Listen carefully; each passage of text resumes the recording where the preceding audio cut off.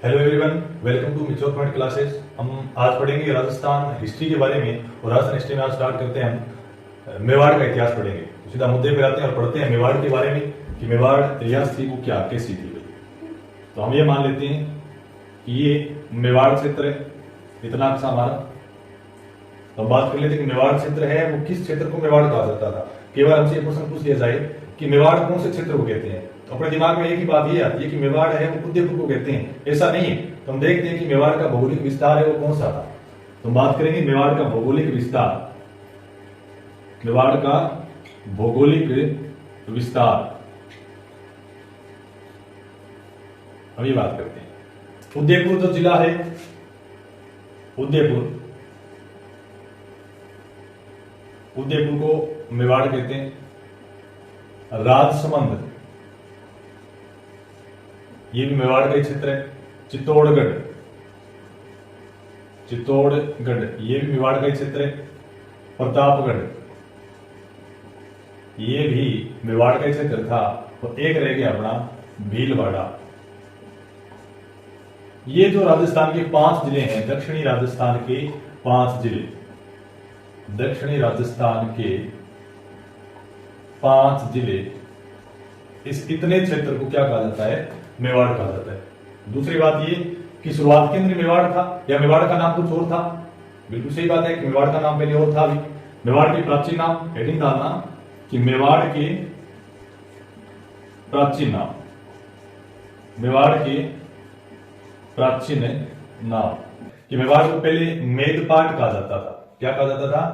मेदपाट। मेवाड़ को पहले प्रागवाट कहा जाता था, प्रागवाट। और मेवाड़ का एक नाम और था शिवी जनपद। शिवी जनपद कहते थे। इस शिवी जनपद की उस समय की जो राजधानी थी वो थी नगरी। इस नगरी को मध्यमिका भी कहा जाता है, मध्यमिका। और ये जो स्थान है ये वर्तमान में चित्तौड़गढ़ के अंदर है। भाई कहां पर है? चित्तौड़गढ़ में। प्राचीन नाम क्या? मेदपाट, प्रागवाट, शिवी जनपद। और शिवी जनपद की राजधानी नगरी, जिसको मध्यमिका भी कहते हैं। और यह स्थान कहां पर है? चित्तौड़गढ़ में। अब बात ये कर लेते हैं कि प्रागवाट और मेदपाट नाम क्यों पड़े। अब यूं कहा जाता है कि यहां पर एक जाति थी, मेव जाति। इस मेव जाति को मेव, मेर और मेद भी कहते हैं। इस जाति के यहां पर आने के बाद में इस मेवाड़ क्षेत्र का नाम मेदपाट पड़ा। और इसी मेदपाट और प्रागवाट शब्द का अपभ्रंश होने के बाद मेवाड़ नाम पड़ा था। ये जो मेदपाट शब्द है ये संस्कृत भाषा का शब्द है। कौन सी भाषा का है? संस्कृत भाषा का। और ये जो प्रागवाट शब्द है ये हिंदी भाषा का शब्द है। कौन सी भाषा का शब्द है? हिंदी भाषा का शब्द। ये जो मेव, मेर, मेर जो जाति है, इस जाति को रक्षित जाति कहा जाता है। कौन सी जाति कहा जाता है? रक्षित जाति। और इस मेवाड़ क्षेत्र को रक्षित प्रदेश कहते हैं। क्या कहते हैं? रक्षित प्रदेश कहते हैं। क्या कहते हैं? रक्षित प्रदेश कहा जाता है। अब बात ये कर लेते हैं कि जो मेव और मेर जाति है ये जाति कहां से आई, क्या वजह रही होगी कि ये जाति राजस्थान के अंदर आ गई। अब यूं कहा जाता है कि एक बार जो सिकंदर ने भारत पर आक्रमण किया था और भारत ने कहा मोस्ट जब पंजाब के अंदर आक्रमण होता है, पंजाब के अंदर जब आक्रमण होता है तो पंजाब की ये मेव जाति पंजाब से नीचे की ओर आती है। नीचे की ओर आने का मतलब क्या है? ये राजस्थान में आ गई थी। कहां पर है? राजस्थान में। और राजस्थान में आकर उन्होंने ये स्थान चुना जो मेवाड़ का क्षेत्र था। ये मेव जाति ये स्थान पर निवास करने लगी तो स्थान को मेदपाट कहा जाने लगा। और मेदपाट में जाति स्थान को क्या कहने देते? मेवाड़ कहा जाने लगा। हम बात कर लेते हैं कि मेवाड़ की मुख्य मुख्य राजधानियां कौन सी रही होगी। तो मेवाड़ की मुख्य मुख्य राजधानियां थी, वो देखना आप, राजधानियां। मेवाड़ की जो मुख्य राजधानियां हैं वो ये राजधानियां थी। नंबर 1 पर जो राजधानी बनेगी वो बनेगी नागदा। कौन सी बनेगी? नागदा। फिर कौन सी बनेगी? आहड़। कौन सी राजधानी है? आहड़। उसके बाद में कौन सी बनेगी? चित्तौड़गढ़। चित्तौड़गढ़। फिर बनेगी उदयपुर। उदयपुर। उसके बाद में कुंभलगढ़। और कुंभलगढ़ के बाद में बनेगी चावंड। चावंड। फिर बनेगी चित्तौड़गढ़। और चित्तौड़गढ़ के बाद अंतिम जो राजधानी बनेगी वो उदयपुर ही बनेगी। ये जो 8 राजधानियां हैं, नंबर 1, 2, 3, 4, 5, 6, 7 और 8, ये राजधानियां क्रम से हैं। इनको याद कर लेना। मेवाड़ के अंदर अलग अलग राजाओं ने अलग अलग राजधानियां बनाई थी। हम जैसे जैसे आगे शासक पढ़ते जाएंगे तब बताते जाएंगे कौन सी राजधानी बनाई थी। प्राचीन नाम हो गए, मेवाड़ का भौगोलिक विस्तार हो गया और राजधानियां होगी मेवाड़ की। अब हम बात कर लेते हैं मेवाड़ के झंडे की बात कर लेते हैं कि मेवाड़ का झंडा कैसा था। तो हेडिंग डालना आप मेवाड़ का झंडा। हम हेडिंग डाल लेते हैं आप कि मेवाड़ का झंडा कैसा था, मेवाड़ के झंडे में क्या खास बात थी, तो वो बात कर लेते हैं। मेवाड़ का मेवाड़ राज्य का झंडा यूं था कैसे? मेवाड़ राज्य का झंडा इस प्रकार का है, इस तरह से।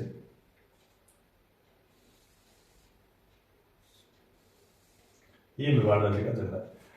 यहां पर सूर्य का निशान है, ऊपरी पर किसका निशान है? सूर्य का निशान दिया गया है। और बीच में यहां पर लिखा गया है चित्तौड़गढ़। यहां पर लिखा है चित्तौड़गढ़।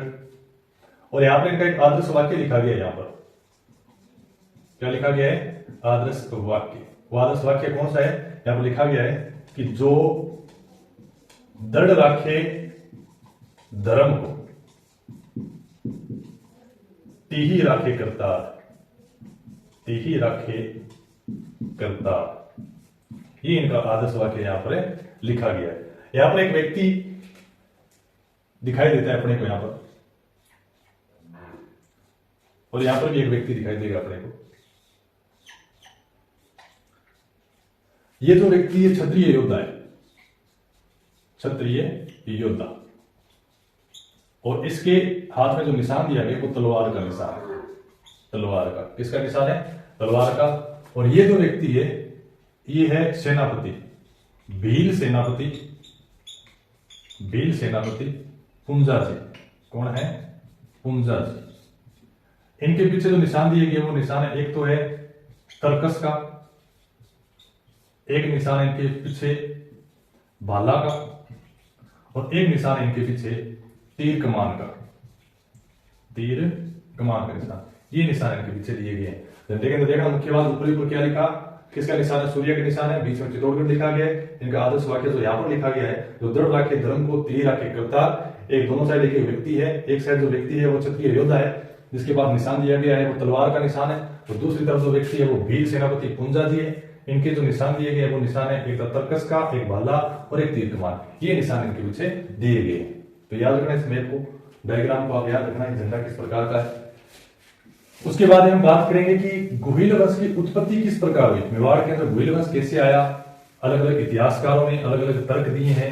किसी इतिहासकार ने दूसरे इतिहासकार के तर्क को गलत भी माना है। कोई व्यक्ति इन इतिहासकारों के विचार से सहमत भी हुए हैं। तो हम पढ़ेंगे कि गुहिल वंश की उत्पत्ति किस प्रकार हुई। हेडिंग डालना गुहिल वंश, गुहिल वंश की उत्पत्ति, गुहिल वंश की उत्पत्ति। ऐसा कहा जाता है कि सूर्य से एक व्यक्ति उत्पन्न हुआ था जिसका नाम था विवस्वान। क्या नाम था? विवस्वान। इसके बारे में कहा जाता है कि यह सूर्य से उत्पन्न हुआ था। किससे उत्पन्न हुआ था? सूर्य से उत्पन्न। और इस विवस्वान के बाद में एक व्यक्ति आता है, एक शासक आता है जिसका नाम था राजा दशरथ। दशरथ, राजा दशरथ के बाद में आता है श्री राम, और श्री राम के बाद में दो पुत्र आते हैं। एक का नाम था लव और दूसरे का नाम था कुश। और कुश का 108वां वंशज, कितना? 108वां वंशज, जिसका नाम था विजय भूप। क्या नाम था? विजय भूप। और इस विजय भूप का 6वां वंशज, या लिख सकते हैं 6वां वंशज, जिसका नाम था शिलादित्य।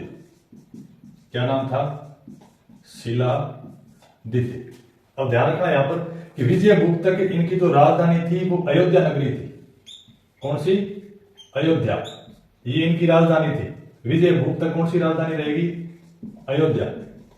और जैसे ही शिलादित्य शासक बनेगा तो इसने राजधानी अयोध्या से चेंज की और राजधानी बना ली गुजरात के अंदर। कहां पर बना ली? गुजरात के अंदर। गुजरात में कौन से स्थान पर बनाया था? एक नगर पड़ता है बल्लभी नगर। बल्लभी नगर को इन्होंने अपनी राजधानी बनाई थी। किसने? शिलादित्य ने इन्होंने राजधानी बना ली। अब इसके बाद और यहां से कर्नल जेम्स टोड क्या कहते हैं? कर्नल जेम्स टोड ने यह कहा था, तो अब लिखना यहां पर कर्नल जेम्स टोड के अनुसार, कर्नल जेम्स टोड के अनुसार, कर्नल जेम्स टोड कहते हैं कि मेवाड़ के अंदर जो गुहिल वंश के जितने भी शासक हैं, ये किसकी संतान है? गुजरात के शासक शिलादित्य की संतान है। किसकी संतान है? गुजरात के शासक शिलादित्य, शिलादित्य के वंशज हैं। ठीक है, हम शिलादित्य के बारे में थोड़ा सा पढ़ लेते हैं कि शिलादित्य कौन थे, कहां से थे। ये तो हमें पता चल ही गया कि शिलादित्य गुजरात के बल्लभी नगर के शासक थे, गुजरात के शासक। और शिलादित्य की पत्नी का नाम था पुष्पावती, पुष्पावती। और इन दोनों की संतान थी जिसका नाम था गुहिलादित्य, गुहिलादित्य। क्या नाम था? गुहिलादित्य। शिलादित्य की पत्नी का नाम पुष्पावती और इनकी संतान, इनका जो पुत्र था उनका नाम क्या है? गुहिलादित्य। अब एक कहानी और भी है इनके बारे में कि शिलादित्य गुजरात के शासक थे, पुष्पावती राजस्थान की राजकुमारी थी और शिलादित्य के पुत्रियां थी, पुत्र था नहीं। जब पुष्पावती गर्भवती थी उस समय ये माउंट आबू आती है पुत्र की मनौती मांगने के लिए। और माउंट आबू के पास एक मंदिर है माता का, जिस माता का नाम आबूरदा देवी है। क्या नाम है? आबूरदा देवी, आबूरदा देवी। इस मंदिर पर ये मनौती मांगने के लिए आई थी कि मेरे पुत्र हो। और कर्नल जेम्स टोड कहते हैं जब आबूरदा देवी मंदिर पर पुष्पावती आई थी उस समय गुजरात के ऊपर आक्रमण कर दिया था मलेच्छों ने और शिलादित्य शहीद हो गए उस आक्रमण में, मारे गए लड़ते हुए। और उस समय पुष्पावती आई है माउंट आबू। अब इनको पता चल जाता है कि शिलादित्य की हत्या हो चुकी है, वहां पर वो मार दिए गए हैं। तो पहले नियम था कि जिससे पत्नी का पति, जिसकी डेथ हो जाए, उस पत्नी को सती होना पड़ता था। लेकिन सती होने के भी नियम हुआ करते थे कि जो महिला गर्भवती है वो सती नहीं हो सकती। और दूसरा नियम यह था कि जिससे पत्नी का पति नय हो, वो अपने पिता के घर भी नहीं रह सकती। अब इनके साथ दोनों ही बातें हो चुकी थी कि इनका पति भी नहीं है तो पिता के घर नहीं जा सकती, और वो ये गर्भवती है तो ये सती भी नहीं हो सकती। तो ये पुष्पावती है, ये वीरनगर पड़ता है एक क्षेत्र। वीरनगर के अंदर एक महिला थी, ब्राह्मण महिला थी जिसका नाम था कमलावती। तो कमलावती की यहां पर रहना स्टार्ट किया किसने? पुष्पावती ने। और यहां पर ही गुहिलादित्य को जन्म दिया था पुष्पावती ने। ठीक है, और जन्म देने के 15 दिन के बाद में, जन्म देने के 15 दिन के बाद में पुष्पावती है वो सती हो जाती है। क्या हो जाती है? सती हो जाती है। तो कमलावती को गुहिलादित्य की दाई मां कहा जाता है। ठीक है, गुहिलादित्य का लालन पालन किसने किया? कमलावती ने किया था। याद रखना कि कमलावती को गुहिलादित्य की दाई मां कहा जाता है। और इनका नाम गुहिलादित्य क्यों पड़ा, इसके पीछे भी एक तर्क दिया जाता है कि गुहिलादित्य का जन्म है गुफा में हुआ था, गुफा में होने के बाद इनका नाम ही गुहिलादित्य रख दिया गया। तो कर्नल जेम्स टोड मोस्ट बात ये है, ये कहते हैं कि गुहिल वंश के जितने भी शासक है वो शिलादित्य के वंशज है। और यहाँ पर एक इतिहासकार और है जिनका नाम है डॉक्टर गौरीशंकर हीराचंद्र ओझा। डॉक्टर गौरीशंकर हीराचंद्र ओझा वो कहते हैं कि संसार में सबसे अधिक समय तक शासन करने वाला एक ही राजवंश है, वो है मेवाड़ राजवंश। लिखना है यहां पर डॉक्टर गौरीशंकर हीराचंद्र ओझा के अनुसार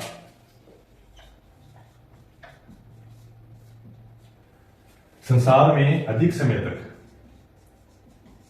संसार में अधिक समय तक शासन करने वाला एकमात्र राजवंश मेवाड़ राजवंश है। मेवाड़ राजवंश है, ये उन्होंने कहा था। एक इतिहासकार और हुए मोहनोत नैणसी,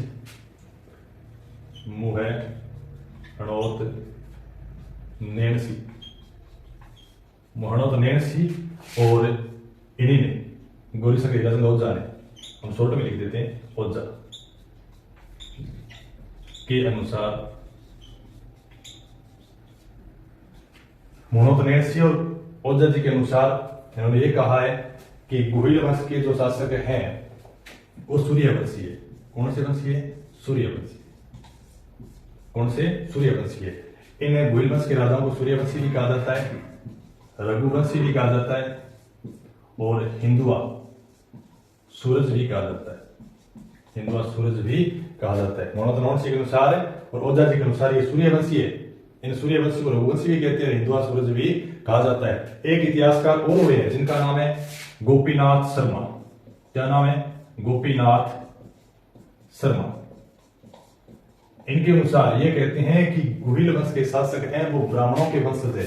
किसके वंशज हैं? ब्राह्मणों, ब्राह्मणों के वंशज है, ये कहा जाता है इनके अनुसार।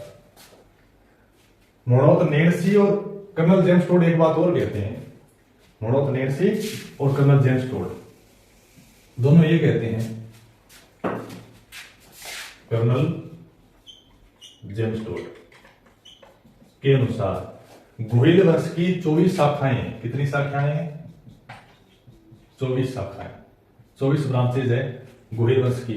मुख्य मुख्य हम पढ़ लेते हैं कि एक तो जिनकी शाखा है वो मेवाड़ के अंदर थी, मेवाड़ शाखा में जो राजा थे वो गुहिल वंश थे। एक कहते हैं एक कल्याणपुर, कल्याणपुर के अंदर जो राजा थे वो गुहिली थे। एक कहते हैं जयपुर के पास एक जगह पड़ती है चाकसू, चाकसू के अंदर जितने भी राजा थे वो गुहिल वंश की शाखा है।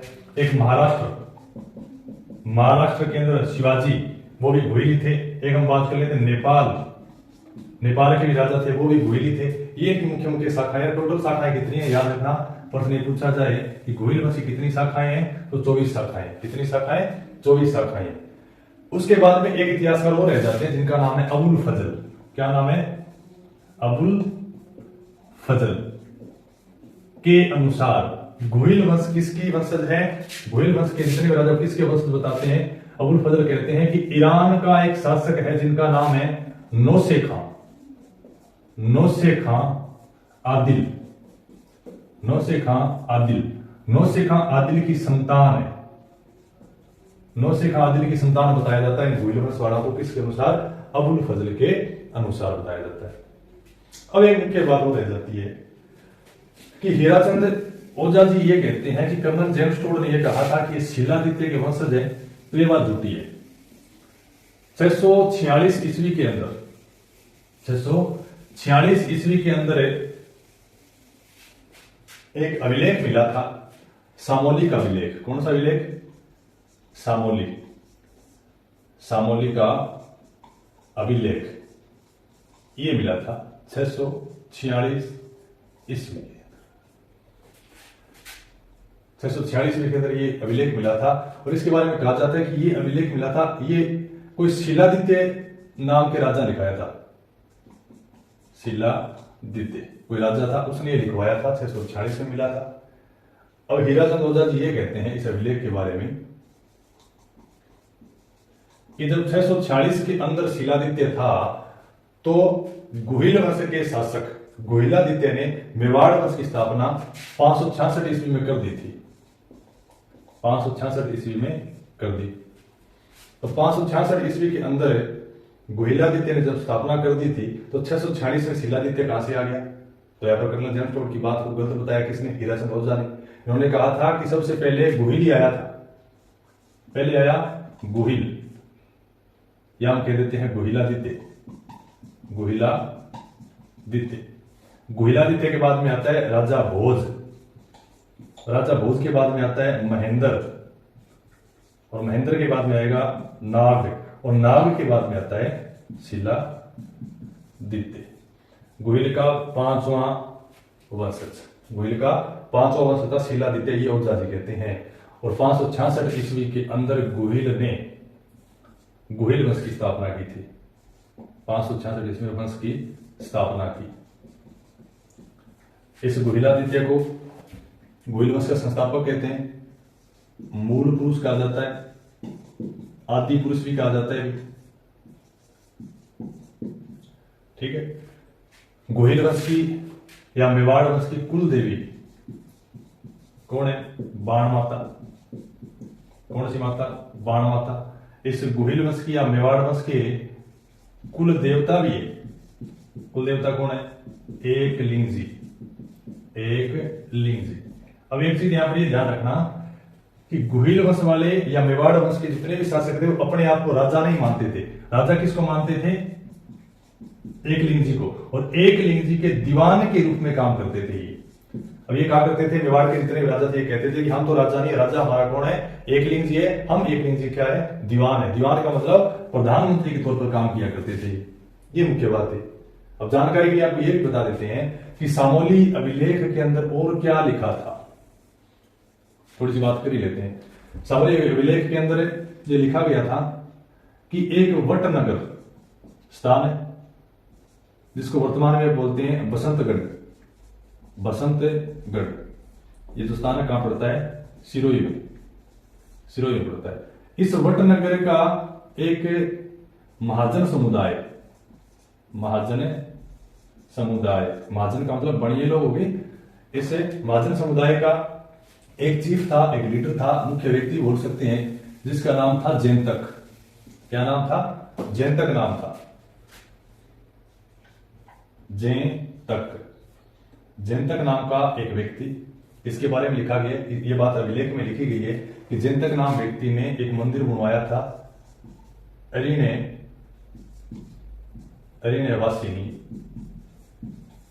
अरण्यवासिनी माता का मंदिर। अरण्यवासिनी माता का मंदिर बनवाया था। इस अरण्यवासिनी माता का मंदिर, आज इस माता का नाम जावर माता है। और ये कहा गया कि अरण्यवासिनी माता का मंदिर बनवाया गया था, इस समय इस मंदिर के अंदर जयंतक ने 18 प्रकार के गायक कलाकार छोड़ दिए थे। इस मंदिर में 18 प्रकार के गायक कलाकार थे, गाने बजाने वाले थे।